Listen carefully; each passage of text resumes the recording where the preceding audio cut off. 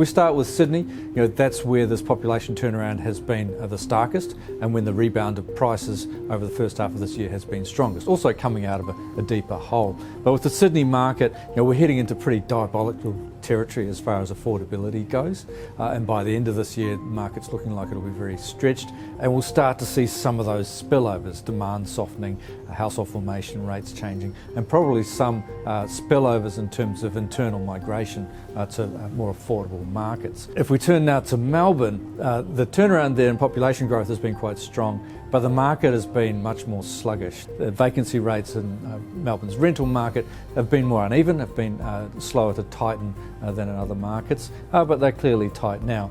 Into the end of this year and next year, the Melbourne market is also likely to see the return of quite severe affordability problems that will hamper growth. So it's looking like an underperformer through this cycle. If we look at Brisbane, again, we're seeing quite significant lifts around the population story. As the Brisbane market's coming to into this current cycle, very stretched in terms of prices.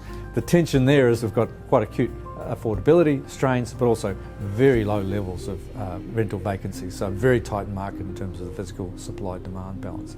So it should perform reasonably well, probably in the middle of the pack, maybe a little bit better. The outperformer over the next cycle is very likely to be Perth. We've got a stronger economic backdrop in terms of the state's mining sector driving strong growth. And when we look at the housing market, it's been a long time between booms for the Perth. It's coming into this upturn and very tight in terms of supply capacity, very low rental vacancy rates.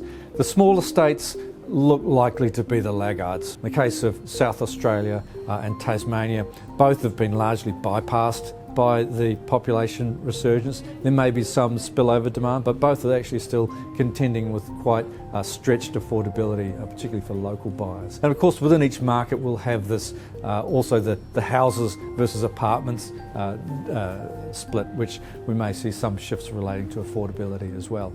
So overall, reasonably sound prospects for growth, but a very challenging environment in terms of affordability, and it looks like being a common theme in most submarkets.